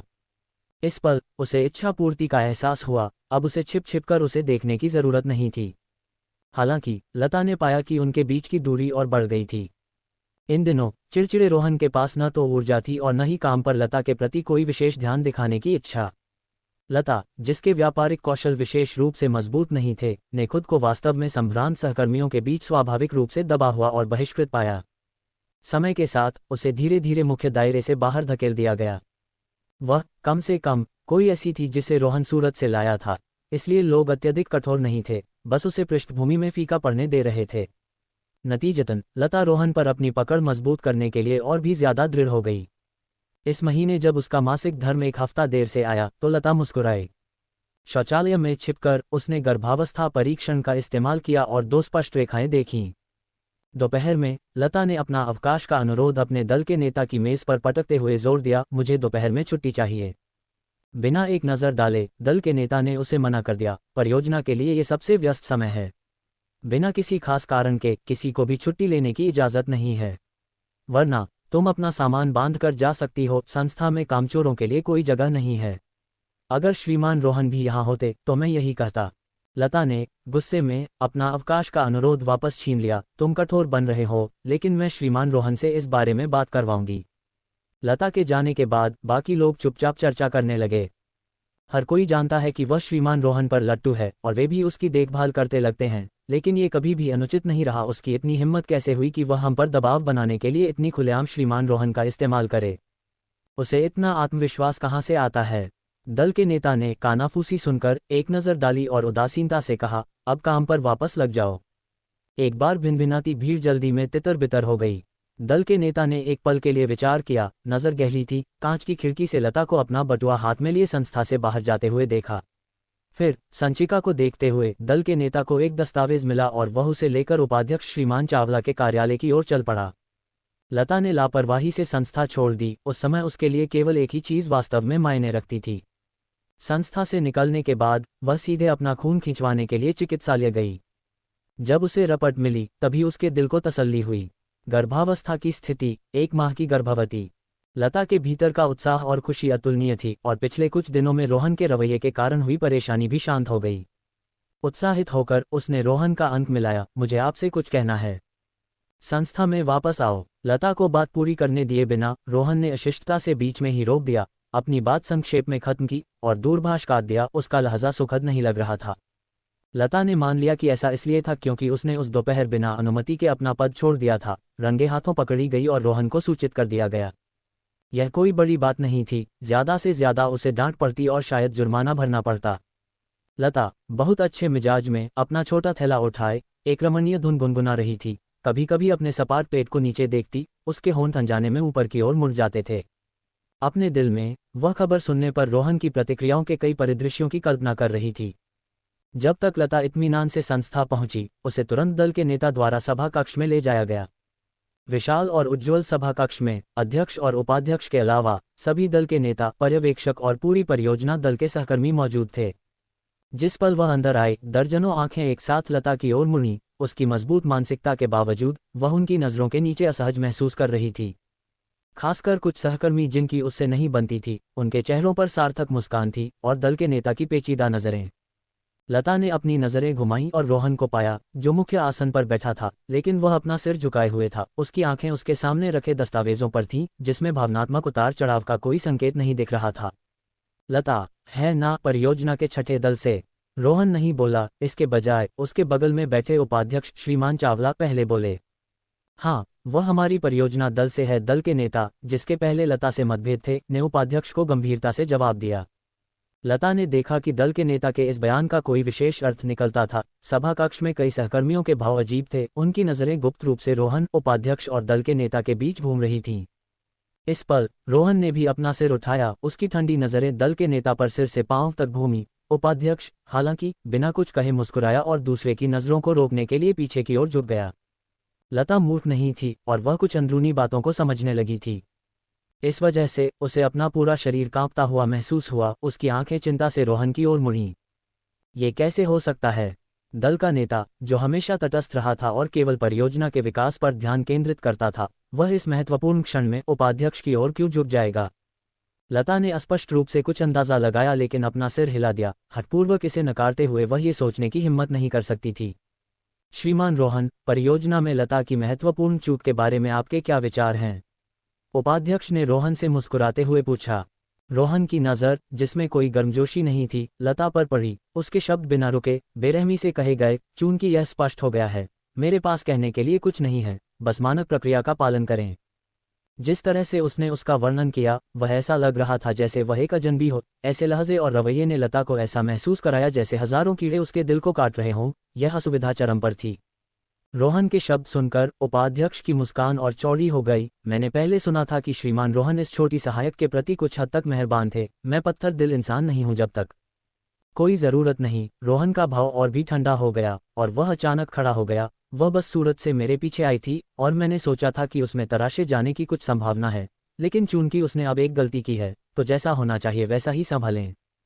लता का दिल धीरे धीरे ठंडा पड़ता गया। शुरुआत में रोहन के साथ अपने जुड़ाव से उत्साहित होकर लता कुछ हद तक अभिमानी हो गई थी, और अब जाकर उसका नुकसान सामने आया। परियोजना अल्पकालिक नहीं रही थी, फिर भी उसी दल के एक भी सहकर्मी ने उसके प्रति सहानुभूति नहीं जताई। वास्तव में इस चूक पर विचार करें तो यह बहुत महत्वपूर्ण भी नहीं है, लेकिन तुच्छ भी नहीं है। ये सब इस बात पर निर्भर करता है कि ऊपर वाले इसकी व्याख्या कैसे करते हैं। लता का पहले का गौरवान्वित और आनंदित मिजाज पूरी तरह से गायब हो गया था, और वह रोहन के उसके प्रति रवैये को लेकर ज्यादा चिंतित थी। हाल ही में उसका रवैया अप्रत्याशित रहा था। हालांकि जैसे ही उसकी नज़र अपने निचले पेट पर रखे अपने हाथों पर गई, उसकी बेचैन भावनाएं धीरे धीरे स्थिर हो गईं। डर नहीं, उसके पास कुछ ज्यादा महत्वपूर्ण था। भले ही उसने वह नौकरी खो दी जिसके लिए वह लंबे समय से प्रयास कर रही थी, उसे बिल्कुल भी दुख महसूस नहीं हुआ। लता खुद को बस इसी तरह तसल्ली दे सकती थी। अंत में लता को सीधे निकाल दिया गया और रोहन भी प्रभावित हुआ। दल के नेता के अचानक पतन ने उप महाप्रबंधक श्रीमान चावला के प्रभाव को कुछ हद तक बढ़ा दिया, और दोनों ने एक टकराव का रुख अख्तियार कर लिया। अगर यह जारी रहा तो रोहन, जिसका हाल ही में तबादला हुआ था, अंततः उस उप महाप्रबंधक से हार जाएगा जो लंबे समय से मुंबई में सब कुछ संभाल रहा था। भूमिगत यानशाला में रोहन ने गुस्से में अपनी गाड़ी के बोनट पर मुक्का मारा, जिससे गाड़ी का चेतावनी भोंपू लगातार बजने लगा। दल के नेता के साथ अपनी हाल की निजी बातचीत को याद करते हुए उसका धैर्य गुस्से से भर गया। तुमने कहा था कि तुम तटस्थ रहोगे और कोई कदम नहीं उठाओगे। उप महाप्रबंधक ने तुम्हें इस बार क्या पेशकश की? कोई लाभ नहीं। मैं खुद उप महाप्रबंधक के पास गया था। मेरी जीवित रहने की प्रवृत्ति ने मुझे ऐसा करने को कहा। क्यों? लता की वजह से उसके प्रति मेरी सहनशीलता की सीमा खत्म हो गई है, और वह मेरे प्रति द्वेष रखती है। तुम्हारे लोगों में से एक होने के नाते मेरे पास उप महाप्रबंधक का पक्ष लेने के अलावा कोई चारा नहीं है, अगर मैं उसके द्वारा हेरफेर नहीं होना चाहता। हालांकि उसकी तुलना में तुम में ज्यादा नेतृत्व और रचनात्मकता है, लेकिन उप महाप्रबंधक पर्याप्त शांति और आत्मनियंत्रण बनाए रखने में जीत जाता है। कभी भी बाहरी कारकों को अपने फैसले को प्रभावित नहीं करने देता, जो मुझे ज्यादा आश्वस्त करता है। तुम्हें लगता है कि मैं पक्षपाती हो जाऊंगा? ऐसा कैसे हो सकता है? शायद अभी नहीं, लेकिन बाद में क्या? दल के नेता की सार्थक नज़रों के साथ रोहन ने चुपचाप बातचीत समाप्त कर दी। इस बिंदु पर वह और लता विभिन्न कारणों से उस अंतरंग संपर्क के बाद ज्यादा करीब नहीं आए थे। इसके बजाय काम और पारिवारिक परेशानियों के कारण रोहन को लगा जैसे उस समय उस पर किसी ने जादू कर दिया हो। अब इस गड़बड़ी के साथ लता के प्रति उसकी धारणा रसातल में पहुंच गई थी। लता ने संस्था छोड़ दी थी, लेकिन ज्यादा दूर नहीं गई थी, बस रोहन की गाड़ी के पास एक कोने में इंतजार कर रही थी। उसे इस तरह खुद को चोट पहुंचाते देख वह कुछ हद तक चौंक गई और पीछे हट गई। लेकिन आखिरकार उसने हिम्मत जुटाई और रोहन को पुकारा, जो अपना गुस्सा निकालने के बाद गाड़ी चलाकर जाने ही वाला था। साहब! उसे देखते ही रोहन ने तुरंत चिढ़कर पूछा, तुम यहाँ क्या कर रही हो? मुझे माफ कर दीजिए। लता मौके पर ही 180 अंश तक झुक गई, रोहन को गहराई से नमन किया। उसका चेहरा पीला पड़ गया था, वह लगातार माफी मांग रही थी। मैं आपको परेशान नहीं करना चाहती थी, लेकिन मुझे लगता है कि आपको जानने का अधिकार है, इसलिए मैं फिर भी आपको बताना चाहती थी। लता की आवाज़ धीरे धीरे कांपने लगी, आंसू उसके गालों से बह निकले, उसकी गोरी त्वचा पर लकीरें छोड़ गए, एक ऐसा नज़ारा जो सहानुभूति पैदा करता था। मैं गर्भवती हूँ। रोहन चौंक गया और सहसा पूछ बैठा, किसका? लता ने उसे देखा, आंसू उसके चेहरे से बह रहे थे, उसके हाव भाव पर अविश्वास छाया हुआ था। एक पल की खामोशी के बाद, मेरा। इसे गिरा दो, मैं तुम्हारे लिए चिकित्सालय में प्रबंध कर दूंगा, उसने ठंडक से कहा, शब्द उसके मुंह से निकल पड़े। उसे बच्चे पसंद थे क्योंकि वे प्यारे और स्नेही लगते थे। उसे बस कभी कभार थोड़ा समय निकालकर उनके साथ खेलना होता था और बस इतना ही काफ़ी था। लेकिन अब उसके लिए एक बच्चा परेशानी और चिढ़ का प्रतीक बन गया था, खासकर एक अजन्मा भ्रूण जिसकी उसने उम्मीद नहीं की थी। ये सोचते हुए रोहन को अपने दूरभाष पर आने वाले निरंतर बुलावों की याद आ गई। वह सूरत से इतनी दूर आ गया था और फिर भी श्रीमती खन्ना हर दिन 10 से ज़्यादा बार बुलाती थीं। अगर वह इस बात की शिकायत नहीं कर रही होती कि बिट्टू कैसे रोता है, नखरे करता है और कहना नहीं मानता, तो वह इस बात का दुखड़ा रो रही होती कि एक बच्चे की देखभाल करना कितना थकाऊ और बंधन भरा है। यहाँ तक कि श्रीमान खन्ना भी उनकी शिकायतों का विषय बन गए थे। देहरादून, लता ने झिझकते हुए शब्दों को दोहराया, उसका शरीर डगमगाया, उसने एक कदम पीछे हटाया, उसकी आंखों में रोहन के प्रति एक अलगाव का भाव भर गया।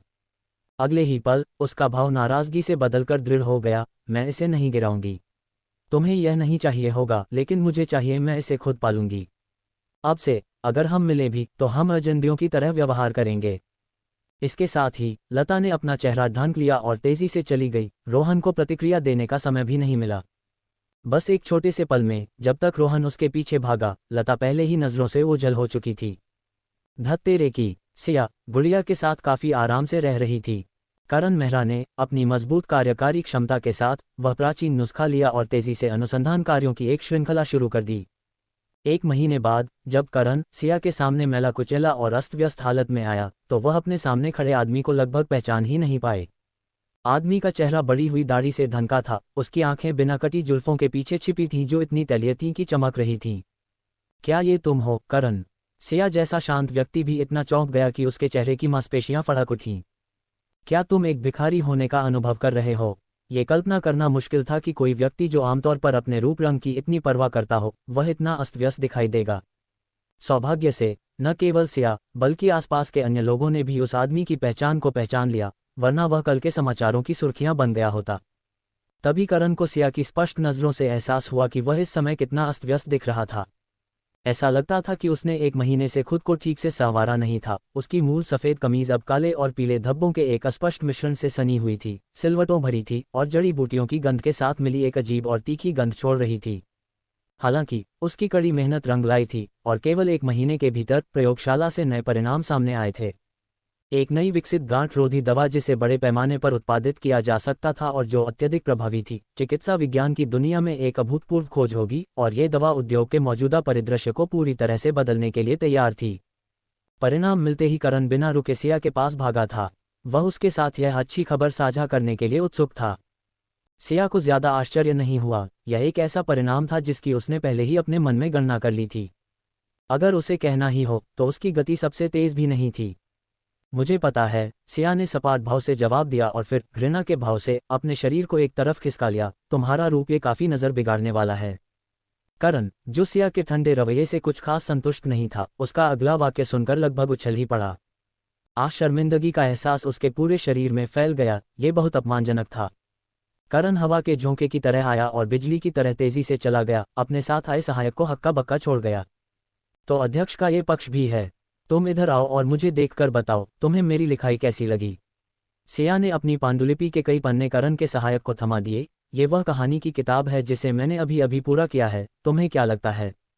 शुरुआत में सिया ने मूल मेजबान के पछतावे को पूरा करने की योजना बनाई थी, लेकिन पिछले कुछ दिनों के विचार मंथन ने उसे धीरे धीरे अपनी ओर खींच लिया था। अपने हाथों के नीचे एक नई दुनिया को जीवंत होते देखना, वह बढ़ती हुई संतुष्टि की भावना किसी भी चीज से बदली नहीं जा सकती थी। करण का काबिल सहायक, जो खुद भी एक होशियार इंसान था और साहब की प्रेयसी को खुश करने का इरादा रखता था, उसने फैसला किया कि भले ही उसने जो लिखा हो वह बकवास हो, वह ईमानदारी से उस उपन्यास की प्रशंसा ऐसे करेगा जैसे स्वर्ग या पृथ्वी पर उसका कोई मुकाबला न हो। इंसान को निर्लज होना चाहिए। शायद अध्यक्ष उसकी मेहनत के लिए उसे पदोन्नत करेगा और उसका वेतन बढ़ा देगा, और फिर वह एक अमीर सुंदरी से शादी कर सकता है और जीवन के शिखर पर पहुंच सकता है। लेकिन उसके सामने खड़ी सुंदर, नाजुक और कमजोर दिखने वाली महिला डरावनी कहानियां क्यों लिखती है? और यह उस तरह का डरावना उपन्यास है जहां माहौल और परिवेश जीवंत हो उठते हैं। माँ बचाओ, वह बहुत डर गया था। ये सिर्फ शुरुआत थी और उसके रोंगटे खड़े हो गए थे। उस जुड़ाव ने उसे डरा दिया था। पांडुलिपि लगभग उसके हाथों से फिसल ही गई थी और एक कोमल महिला की आवाज़ ने सही समय पर पूछा, क्या तुम्हें मेरी लिखाई पसंद नहीं है? अच्छी है, ये बहुत अच्छी है। सहायक को अपना संकल्प मजबूत करके पढ़ना जारी रखना पड़ा। उसके शरीर का तापमान धीरे धीरे गिर रहा था। चर्रा दरवाज़ा धकेलकर खोला गया। सहायक, जिसके माथे पर पसीने की बूंदें थीं, तुरंत उछल पड़ा, डर की आवाज़ निकालते हुए। इस पल कमरे में कोई भी छोटी सी आवाज़ उसे असहज कर देती, जैसे कोई अदृश्य हाथ उसका दिल जकड़ रहा हो। तुम चीख क्यों रहे हो? करण पूरी तरह से नए रूप में सिया के सामने फिर से प्रकट हुआ, उस सहायक को घूरते हुए जिसने वह भद्दी आवाज़ निकाली थी। बदले में उसे अपने सहायक से केवल एक कृतज्ञता भरी नज़र मिली। साहब का शुक्र है, वह आखिरकार उस अजीब मिजाज से बच निकला। करण ने उत्सुकता से पूछा, तुम क्या कर रहे हो?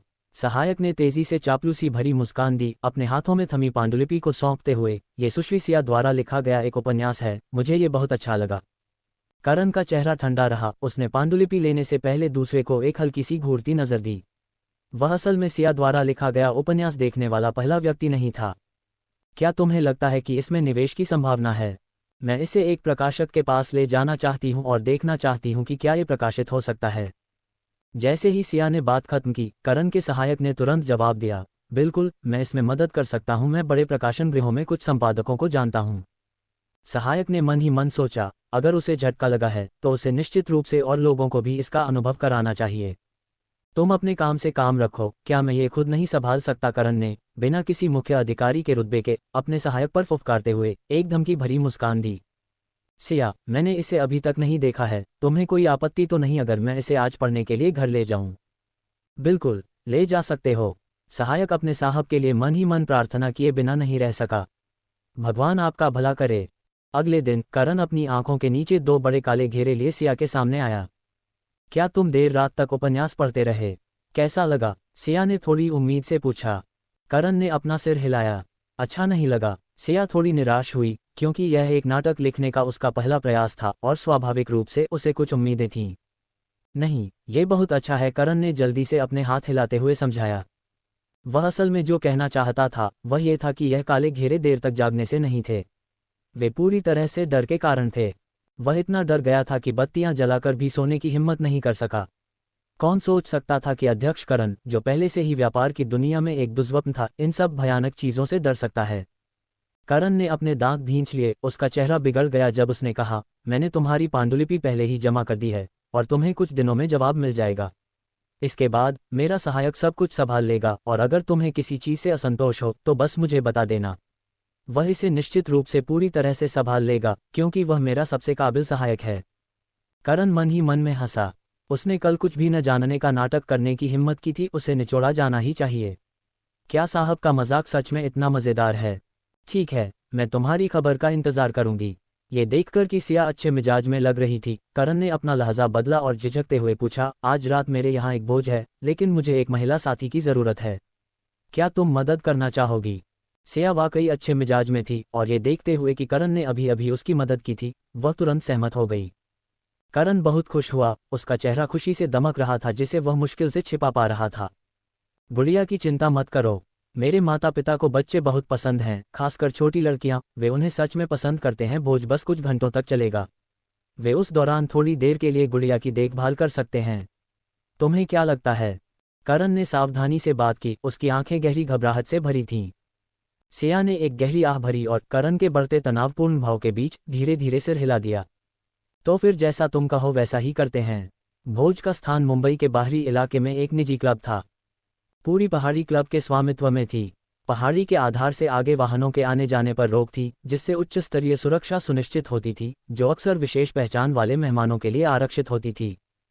करण मूल रूप से केवल एक साधारण सा जश्न मनाना चाहता था, लेकिन मुंबई में कई जानकार लोग बिना बुलाए ही आ गए, जिनमें से कुछ को करण मना नहीं कर सकता था। सीई समूह ने हाल ही में एक नई प्रभावशाली दवा विकसित की थी, जिसने उच्च अधिकारियों को भी सचेत कर दिया था। इन छोटी छोटी खबरों के साथ कई अच्छे संपर्क वाले व्यक्तियों ने पहले ही निमंत्रण हासिल कर लिए थे। ये देखने के लिए उत्सुक थे कि क्या होने वाला है और उसी के अनुसार तैयारी कर सकें। अगर अफवाहें सच थीं तो सीई समूह और खुद करण सफलता की ऊंचाइयों को छू सकते थे। कुछ और चतुर व्यक्ति अपनी बेटियों या बहनों को भी साथ ले आए थे। कहा जाता था कि करण अभी भी अविवाहित था, यहाँ तक कि उसकी कोई करीबी महिला साथी भी नहीं थी।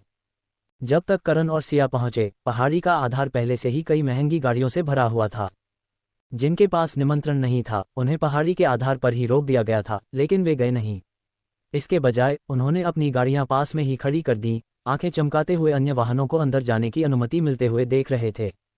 सिया ने उत्सुकता से खिड़की नीचे की और बाहर झांका। यहाँ इतने सारे लोग क्यों हैं, लेकिन यहाँ का नज़ारा और हवा वाकई बहुत अच्छी है। करण धीरे से हंसा, अगर तुम्हें पसंद है तो हम यहाँ फिर आ सकते हैं। पहाड़ी की चोटी से नज़ारा और भी खूबसूरत है।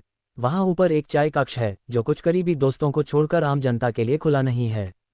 संयोग से उस चाय कक्ष का मालिक मेरा एक अच्छा दोस्त है। सिया और करण ने कुछ संक्षिप्त शब्द कहे और फिर आगे वाली गाड़ी के पीछे धीरे धीरे जांच चौकी से गुजर गए।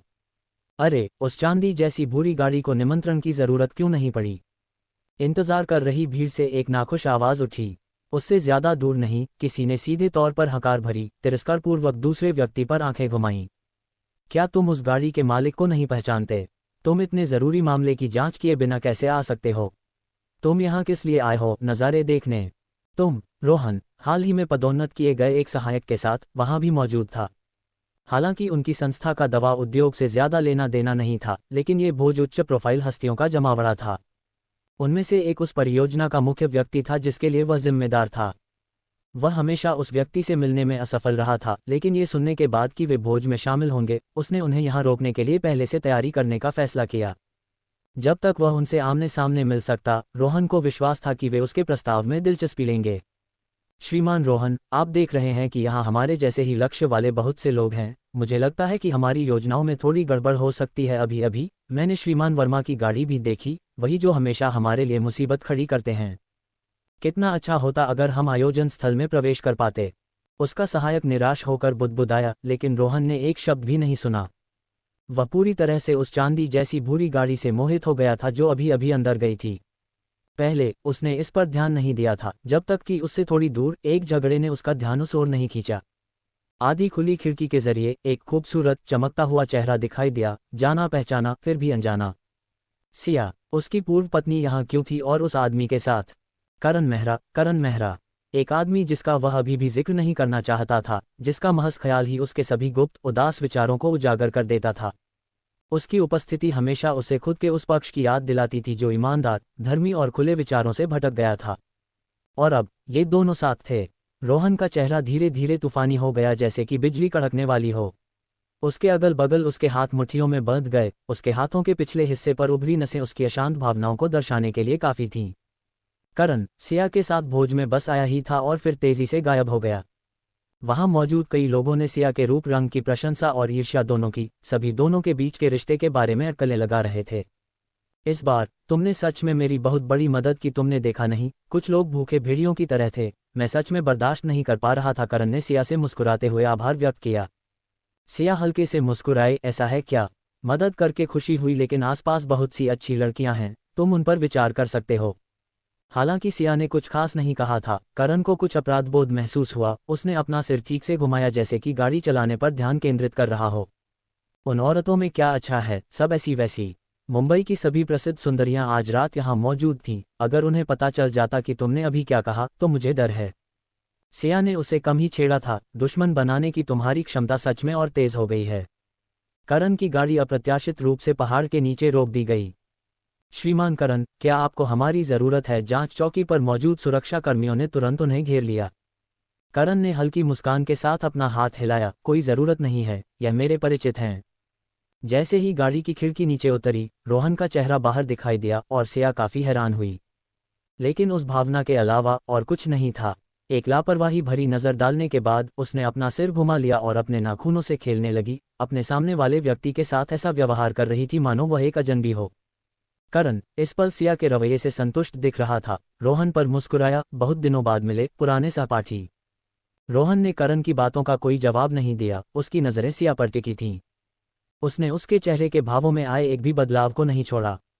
घबराहट, बेचैनी, अपराधबोध और लाचारी जिसकी उसने कल्पना की थी, उनमें से कुछ भी सिया के चेहरे पर दिखाई नहीं दे रहा था। ये देखकर करण की मुस्कान धीरे धीरे फीकी पड़ गई और वह आगे की ओर झुका, सिया को नज़र से ओझल करने के लिए अपने शरीर को गाड़ी की खिड़की से सटा लिया। उसे रोहन की नज़र पसंद नहीं आई। उसकी नज़र बाधित होने पर रोहन की नज़र तब करण के चेहरे पर टिक गई। तुम दोनों एक साथ क्यों हो? रोहन के लहजे में एक ठंडी धार थी। करण की आकर्षक आंखें खुद ब खुद उठ गईं जब उसने जवाब दिया, क्यों नहीं? दोस्त की पत्नी पर नज़र नहीं रखनी चाहिए। करण जोर से हंसा, तुम्हारे पास पहले से ही एक नया प्यार है, तुम ये कहने का साहस कैसे कर सकते हो? क्या तुम्हें अभी भी याद है जो मैंने तुमसे विदेश जाने से पहले कहा था? रोहन के भीतर एक अकथनीय असहजता की भावना उठी जब उसने अपना सिर घुमाया, सिया को देखने की कोशिश कर रहा था। सिया ने इत्तफाक से ऊपर देखा और उनकी आंखें सीधे मिलीं। उसकी आंखें किसी भी चीज़ से रहित थीं, यहाँ तक कि सूक्ष्म उतार चढ़ाव का कोई संकेत भी नहीं था। यह अब जाकर रोहन को आखिरकार एहसास हुआ कि सिया सच में बदल गई थी, सच में उसके प्रति उदासीन हो गई थी। लेकिन वह इसे स्वीकार नहीं कर सका। 20 साल से ज्यादा के एहसास। वह अब भी उससे प्यार करता था। गाड़ी को धीरे धीरे दूर जाते देख रोहन की आंखों में एक तूफान उमड़ आया। पिताजी, मुझे सिया मिल गई है, वह इस समय मुंबई में है। तो तुम उसे अभी ले जा रहे हो? इतनी देर हो गई है, आज रात यहीं क्यों नहीं रुक जाती? गुड़िया को नींद आ रही है। सिया ने करण की मां को उनके सफ़ेद झूठ के साथ निशब्द होकर देखा और गुड़िया को श्रीमान मेहरा करण के पिता के बगल में उत्साह से खेलते देख वह समझ नहीं पा रही थी कि क्या कहे। करण के माता पिता दोनों ही विद्वान दिखते थे, यहाँ तक कि उनमें बुद्धिजीवियों का थोड़ा अलग थलग रहने का भाव भी था। वे बहुत मिलनसार नहीं लग रहे थे। लेकिन अब वे दोनों बुजुर्ग, जिनकी उम्र मिलाकर 100 साल से ज्यादा थी, मासूमियत से और उम्मीद भरी नजरों से पलकें झपका रहे थे, आंखों में तारे लिए सिया को देख रहे थे। करण ने मन ही मन अपने माता पिता की तारीफ की, जो मदद करने में माहिर थे, और डरते डरते कहा, ये दोनों सच में? क्या यह इसलिए नहीं है कि तुम कभी शादी नहीं करते? तुम्हारे पिताजी और मैं अब 60 से ज्यादा के हो गए हैं, बाकी सभी के पास गोद में लेने के लिए प्यारी छोटी बच्चियां हैं, लेकिन हमारे पास नहीं। क्या तुम हमारे साथ न्याय कर रहे हो? श्रीमती मेहरा करण की मां ने अपना सीना पकड़ा और अपने दुर्भाग्यशाली बेटे पर आरोपों की बौछार कर दी। फिर खुशी से सिया का हाथ पकड़ लिया, एक बड़े बुरे भेड़िए की तरह हंसते हुए। सिया, गुड़िया सच में हमारे साथ बहुत घुल मिल गई है। कैसा रहेगा अगर उसे कुछ दिनों के लिए हमारा साथ देने के लिए यहीं रहने दो? गुड़िया, क्या तुम कुछ दिनों के लिए यहाँ दादी और दादाजी के साथ रहना पसंद करोगी और दादाजी को तुम्हें मछली पकड़ने ले जाने और खिलाने दोगी? मुझे बहुत अच्छा लगेगा माँ, आप अपने काम पर जाए और जब आपका काम हो जाए तो मुझे लेने आ जाना। सिया निशब्द थी, यह आसान फरामोश छोटी। करण के सिया को विदा करने के बाद श्रीमान मेहरा ने अपना चश्मा ऊपर किया और अपनी पत्नी से उत्सुकता से पूछा, क्या ये वही लड़की है जिसकी वजह से हमारे जिद्दी बेटे ने शादी करने से इनकार कर दिया है? बिल्कुल, उसका कमरा इस लड़की की तस्वीरों से भरा पड़ा है, सब छिप छिप कर ली गई हैं। अगले दिन सिया पूरी तरह से जागी भी नहीं थी, लेकिन दरवाजे पर हो रहे शोर शराबे और खटखटाहट ने उसे सोने नहीं दिया। सिया, मेरे लिए दरवाज़ा खोलो। तेजी से बढ़ती दहाड़ों के साथ दरवाजे पर खटखटाहट और तेज होती गई। सिया ने झटके से दरवाज़ा खोला। दरवाजे पर श्री सूद अभी भी दरवाजे की चौखट खटखटाने की मुद्रा में थे, जबकि श्रीमती सूद यात्रा से थकी हुई लग रही थीं, बिट्टू का हाथ पकड़े एक तरफ चुपचाप खड़ी थीं। बिट्टू, अभी भी नींद भरी आंखों, बिखरे बालों और बेतरतीब ढंग से पहने हुए कपड़ों में, ऐसा लग रहा था जैसे उसे जागने से पहले ही बिस्तर से खोदकर निकाल लिया गया हो। जाहिर है, ये तीनों भोर होने से पहले सूरत से मुंबई के लिए सबसे पहली बस लेकर आए थे। सिया, श्री सूद को, जो रास्ता रोके खड़े थे, लांघ कर आगे बढ़ी, बिट्टू को अपनी गोद में उठाया और धीरे से पूछा, बिट्टू, क्या तुम थोड़ा और सोना चाहते हो? बिट्टू ने नींद में सिर हिलाया और सिया की गोद में ढह गया, वापस सो गया। सिया ने बच्चे को अपने शयनकक्ष के बिस्तर पर लिटाया और धीरे से दरवाज़ा बंद कर दिया। फिर उसने अपने भावों को ठंडा किया और बाहर वापस आ गई। उसने अपनी बाहें बांधी और धीमे से पूछा, आप यहाँ कैसे? श्री सूद, जिन्हें बगल में उनकी पत्नी, जो उन्हें शांत करने की सलाह दे रही थी, हमेशा रोके रखती थी, उन्होंने सिया के शब्दों तक अपना गुस्सा काबू में रखा हुआ था, लेकिन अब वे भड़क उठे। अप्रत्याशित रूप से उन्होंने सिया के चेहरे की ओर अपना हाथ उठाया। सिया उन्हें खुद को मारने कैसे दे सकती थी? उसने तेजी से एक कदम पीछे हटाया, जिससे श्री सूद चूक गए। तू बचने की हिम्मत करती है? श्री सूद ने घंटियों जैसी बड़ी आंखों से घूरा, उनके हाथ कांप रहे थे, उनका चेहरा दुख और गुस्से की तस्वीर बना हुआ था।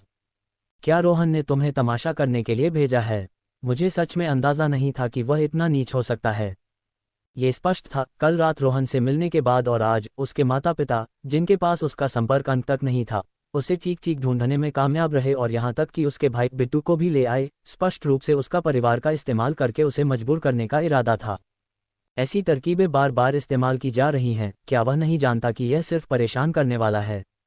हाँ, तुम्हारे दामाद ने कहा कि उसने तुम्हें यहाँ मुंबई में देखा था और वह हमारे लिए चिंतित था। श्रीमती सूद ने व्यथित चेहरे के साथ थोड़े आरोप के साथ जोड़ा, और तुम्हारे दामाद ने जिक्र किया कि उसने तुम्हें एक आदमी के साथ बहुत अंतरंग होते देखा।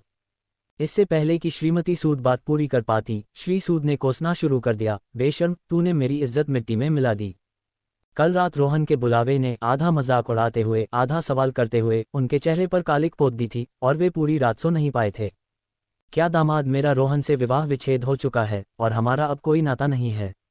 भले ही आप इस दामाद को पहचानते हो, मैं नहीं पहचानती। सिया के ठंडे रवैये ने सूद परिवार के माता पिता को गहरा आघात पहुंचाया।